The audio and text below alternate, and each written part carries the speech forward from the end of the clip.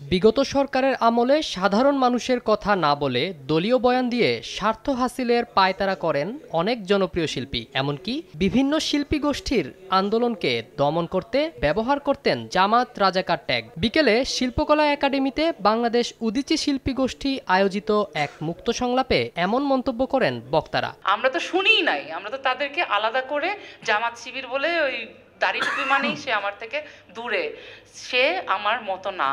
প্রত্যেকটা সাংস্কৃতিক প্রকাশের পক্ষে আমাকে দাঁড়াতে হবে, তাহলে না আমি সেই বৈষম্যহীন, সেই সকলে সহাবস্থানমূলক সাংস্কৃতিক ঐক্যের দিকে যেতে পারবো। বক্তারা বলেন, মুক্তিযুদ্ধ এবং অভ্যুত্থান উভয় চেতনাকে একই সূত্রে গেঁথে এগিয়ে যেতে পারার উপরই নির্ভর করছে জুলাই বিপ্লবের অর্জন ধরে রাখা। তাই এখন সাংস্কৃতিক কার্যক্রম চালিয়ে যেতে প্রয়োজন মানুষের সঙ্গে সম্পর্ক স্থাপন।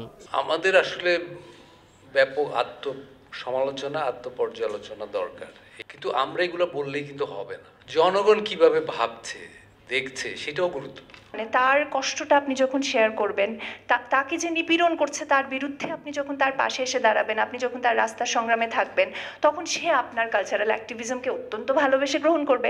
গণ অভ্যুত্থানে সুবিধাভোগীদের শিল্পের জগৎ ছেড়ে আপাতত ব্যক্তিগত জীবনে মনোনিবেশ করারও পরামর্শ দেন বক্তারা। সাখাওয়াত হোসেন শাহ, সময় সংবাদ, ঢাকা।